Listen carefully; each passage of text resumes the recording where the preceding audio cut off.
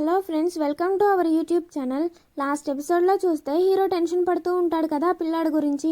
Next సీన్లో hero birthday కోసం అందరూ రెడీ చేస్తూ ఉంటారు. బర్త్డే సెలబ్రేషన్ అంటే కేక్ ముక్కలతో మొహాలకు కొట్టుకోవడమే కదా. ఆ తతంగం అంతా అయిపోయిన తర్వాత హీరోని ఒక కార్ దగ్గరికి తీసుకువెళ్తుంది.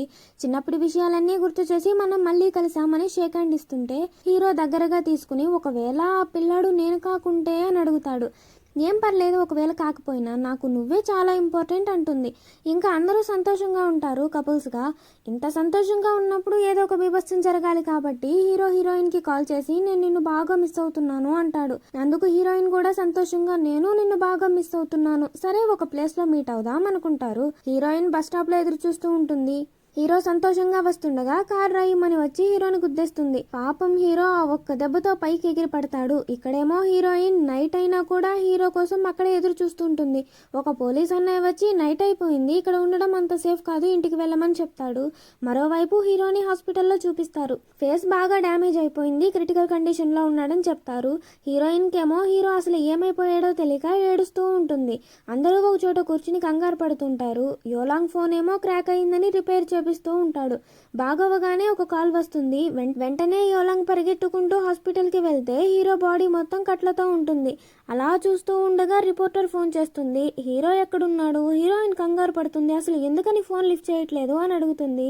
అందుకు యోలాంగ్ ఫ్యామిలీ ఎమర్జెన్సీ వల్ల అబ్రాడ్ వెళ్ళాడు, టైం కుదిరినప్పుడు హీరోయిన్ కి మెసేజ్ చేస్తానని చెప్పాడు అని చెప్తాడు. ఇంకా అందరూ హీరో సేఫ్ గానే ఉన్నాడు అని రిలాక్స్ అవుతారు.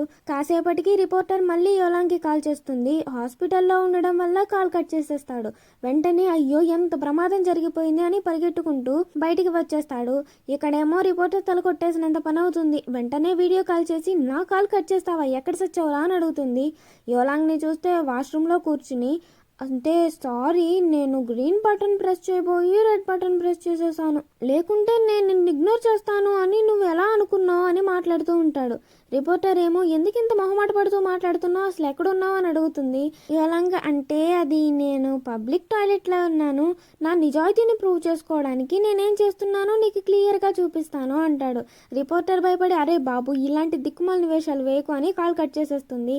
తర్వాత వాళ్ళతో నాకు తెలుసు యోలాంగ్ నా కాల్ ఇగ్నోర్ చేయడు అంటుంది. జంగ్ నువ్వు చాలా అదృష్టవంతురాలివి అంటే అవును, ఒకవేళ యోలాంగ్ నాకు అబద్ధం చెప్పాలని చూస్తే తెల్లారేసరికి వాడికి పిండం పెట్టేస్తాను. కానీ జంగ్ నువ్వేం వరి అవ్వకు, మా అంకుల్ని నేను 20 years గా చూస్తున్నాను, అబద్ధాలు చెప్పడు, అలాగే ఎలాంటి చెడు అలవాట్లు లేవు, ఎంత బోరింగ్ పర్సన్ అంటే మాటల్లో చెప్పలేను, నువ్వు పాపం అని నవ్వుకుంటారు. తర్వాత సీన్లో యోలాంగ్ హాస్పిటల్ నుంచి ఇంటికి వెళ్ళి అలసిపోయి పడుకుంటాడు. టింగ్ టింగు మని మెసేజ్లు వస్తూ ఉంటాయి. ఎవడ్రా అని చిరాగ్గా చూసేటప్పటికి రిపోర్టర్ మెసేజ్ అయి ఉంటుంది. హీరోయిన్ చాలా టెన్షన్ పడుతూ ఉంది హీరోకి ఏమైందా అని.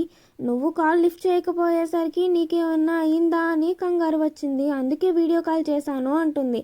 యోలాంగ్ రిపోర్టర్కి నాపై ఎంత ప్రేమ అని నవ్వుకుని హీరోయిన్కి రేపు హీరో ఫోన్ నుంచి మెసేజ్ చేయాలి అనుకుంటాడు. అనుకున్నట్లుగానే నెక్స్ట్ డే మెసేజ్ చేస్తాడు. హీరోయిన్ హ్యాపీ అవుతుంది. తర్వాత సీన్లో ఎప్పుడు ప్రశాంతంగా ఉండే మన ప్రెసిడెంట్ సంతోషంతో అరుస్తుంటాడు. ఏంటని జంగ్ అడిగితే నాకు ఆర్ట్ స్కూల్ నుంచి ఆఫర్ వచ్చింది అని సంతోషంగా చెప్తుంటే అయితే మీరు అబ్రాడ్కి వెళ్తారా అంటుంది. ఎంతకాలం పడుతుంది అంటే 3 to 5 years పడుతుంది అంటాడు. ప్రెసిడెంట్ కి కూడా బాగానే అర్థమవుతుంది జంగ్ ఫీల్ అవుతుందని. కానీ జంగ్ నాకు చాలా సంతోషంగా ఉంది, సరే హీరో లేడు కదా నేను హీరోయిన్తో కలిసి తింటాను అని చెప్పి అక్కడి నుంచి వెళ్ళిపోతుంది. ప్రెసిడెంట్ అలానే లెటర్ చూస్తూ ఉండిపోతాడు. తినడానికి అని చెప్పి ఇంటికి వెళ్ళి ఏడుస్తూ ఉంటుంది. హీరోయిన్ ఏమో వచ్చి ఓదారుస్తుంది. నెక్స్ట్ సీన్లో యోలాంగ్ రిపోర్టర్ మాట్లాడుతూ ఉండగా హీరోయిన్ నుంచి హీరో ఫోన్కి కాల్ వస్తుంది. రిపోర్టర్ చూసేసి తనెందుకు నీకు ఫోన్ చేసింది అని గొడవ పడుతుంటే యోలాంగ్ నిజం చెప్పేస్తాడు. కానీ అనుకోకుండా ఫోన్ ఆన్లో ఉండి హీరోయిన్ కూడా వినేస్తుంది. వెంటనే హీరోయిన్ హాస్పిటల్కి వెళ్తే హీరో అక్కడ లేడు, వేరే హాస్పిటల్కి ట్రాన్స్ఫర్ అయ్యాడు అని చెప్తారు. హీరోయిన్కి ఏం చేయాలో అర్థం కాక అలానే కూర్చుని ఏడుస్తూ ఉంటుంది. అప్పుడే మిగిలిన ఫ్రెండ్స్ వచ్చి తనకి ధైర్యం చెప్తుంటే హీరోకి ఎలా ఉంది అని యోలాంగ్ని అడుగుతుంది. యోలాంగ్ ఏమో ఏమీ చెప్పకుండా తలదించుకుంటాడు. మరోవైపు హీరోని చూపిస్తారు. అప్పుడే స్పృహలోకి వస్తాడు. హీరో దగ్గరికి వెళ్ళిపోదామని బట్టలు సర్దుకుంటున్న హీరోయిన్కి అన్నోన్ నెంబర్ నుంచి కాల్ వస్తుంది. లిఫ్ట్ చేయగానే లూ హై అని వినిపిస్తుంది. అలానే ఏడుస్తూ ఉండిపోతుంది. దయచేసి ఏడవకు, నిన్ను బాధ పెడుతున్నందుకు నన్ను క్షమించు, నేను ఇంకొన్ని నెలలు ఇక్కడే ఉండాలి, నా ఫేస్ నయం కావాలి అంటే అంటాడు. అందుకు ఏం పర్లేదు, నువ్వు ఎలా ఉన్నా, నేను ఇష్టపడింది నీ ఫేస్ని కాదు, నువ్వు ఎలా ఉన్నా నాకు ఇష్టమే, నేను నీకోసం ఎంతకాలమైనా సరే ఎదురు చూస్తాను అని చెప్తుంది. తర్వాత సీన్లో హీరో వచ్చేటప్పటికి మంచి సర్ప్రైజ్ ఇవ్వాలి అనుకుంటుంది. అందుకోసం అలానే కష్టపడుతుంది. అలాగే అప్పుడప్పుడు హీరోతో కూడా మాట్లాడుతూ ఉంటుంది. కానీ జంగ్ మాత్రం ప్రెసిడెంట్ అబ్రాడ్ వెళ్తాను అని చెప్పినప్పటి నుంచే అవాయిడ్ చేస్తూ ఉంటుంది. ప్రెసిడెంట్ ఇంకా నేను అబ్రాడ్ వెళ్ళాలి అనుకోవట్లేదు అని చెప్తాడు. లేదా అది మీ చిన్నప్పటి డ్రీమ్ కదా, మీరు ఇలా వెళ్ళను అని ఎలా చెప్తారు అంటుంది. ప్రెసిడెంట్, నా కారణంగా నువ్వు ఇలా బాధపడ్డం నేను చూడలేకపోతున్నాను, నాకు నీకంటే ఆ డ్రీమ్ ఎక్కువేమీ కాదు అంటాడు. జంగ్ హగ్ చేసుకొని, నన్ను క్షమించండి, నా కారణంగా మీరు మీ డ్రీమ్ని వదిలిపెట్టడం నేను కూడా చూడలేను, కాబట్టి మీరు నా వల్ల మీ డ్రీమ్ని వదలొద్దు అని చెప్తుంది. మరోవైపు హీరోయిన్ హీరో కోసం ఒక ఎగ్జిబిషన్ని రెడీ చేస్తుంటుంది అందరితో కలిసి.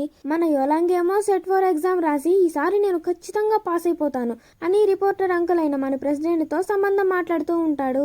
అరే బాబు, ముందు నువ్వు పాస్ అవ్వు, తర్వాత సంబంధం మాట్లాడుతావు కానీ అంటుంది. తరువాత సీన్లో ఎగ్జిబిషన్ రెడీ అయిపోతుంది. అందరూ వచ్చి చూస్తుంటారు. అక్కడ అన్ని హీరో హీరోయిన్ మెమొరీసే ఉంటాయి. హీరోయిన్ హీరో కోసం ఎదురు చూస్తూ ఉంటుంది. హీరో మాత్రం ఇంకొన్ని రోజులు నేను హాస్పిటల్లోనే ఉండాలని చెప్తాడు. ఎగ్జిబిషన్ లాస్ట్ డేట్ కూడా రానే వచ్చేస్తుంది. అయినా కూడా హీరో రాకపోవడంతో లాక్ వేసి వెళ్ళిపోతారు. హీరోయిన్ అలానే సాడ్గా వెళ్తుంటుంది. అప్పుడే హీరో వచ్చి లాక్ వేసి ఉండడం చూస్తాడు. హీరోయిన్ ఇప్పుడే ఇలా వెళ్ళింది అని చెప్తే కంగారుగా పరిగెడుతూ హీరోయిన్కి కాల్ చేసి చెప్తాడు. ఇద్దరూ పరిగెడుతూ ఉంటారు. ఎలా అయితేనే లాస్ట్కి కలుసుకుంటారు. తర్వాత ఎగ్జిబిషన్కి తీసుకువెళ్ళి చూపిస్తే అన్ని హీరో ఫొటోస్, వాళ్ళ మెమొరీస్ ఉండడం చూసి ఎమోషనల్ అయ్యి హీరోయిన్ని హక్ చేసుకుని అలానే ఉండిపోతాడు. కాబట్టి తిండిపై పడతారు. ప్రెసిడెంట్ అబ్రాడ్ వెళ్ళే టైం కూడా వచ్చేయడం వల్ల హీరోయిన్ని ప్రెసిడెంట్గా ఉండమని చెప్తాడు. అప్పుడే జంగ్ రివీల్ చేస్తుంది తను కూడా ప్రెసిడెంట్తో కలిసి అబ్రాడ్ వెళ్తుంది అని. ఇంకా అందరూ కలిసి సంతోషంగా పార్టీ చేసుకుంటారు. ప్రెసిడెంట్ జంగ్ మొబైల్ వాల్పేపర్ చూసి, అంటే ఆ రోజు రెడ్ కోట్ వేసుకున్నది నువ్వేనా అంటాడు. అవును, హీరోయిన్కి చలేస్తుందని నా కోట్ తనకిచ్చాను అని చెప్తుంది. ప్రెసిడెంట్ సంతోషంగా హక్ చేసుకుని, అయితే ఆ హోరోస్కోప్ బుక్ చెప్పింది కూడా నువ్వేనా, నేనే తప్పుగా అర్థం చేసుకున్నాను అంటాడు. మరోవైపు హీరో హీరోయిన్ రోడ్లన్నీ తిరిగేసి నైట్ అవ్వడం వల్ల హోటల్లో 2 రూమ్లు తీసుకుని వెళ్తారు.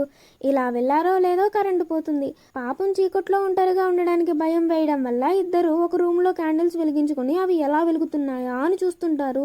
కాసేపటికి హీరోయిన్, నీకు తగిలిన దెబ్బ పూర్తిగా మానిపోయిందా అని చూస్తుంటే హీరో చేయి పట్టుకుని అలానే కిస్ చేస్తాడు. కొన్ని సంవత్సరాల తర్వాత చూపిస్తారు. అందరూ మంచిగా సెటిల్ అయి ఉంటారు. ఇంకేముంది, మళ్ళీ తిండిపై పడతారు. ఇలా డ్రామా హ్యాపీ ఎండింగ్ అవుతుంది.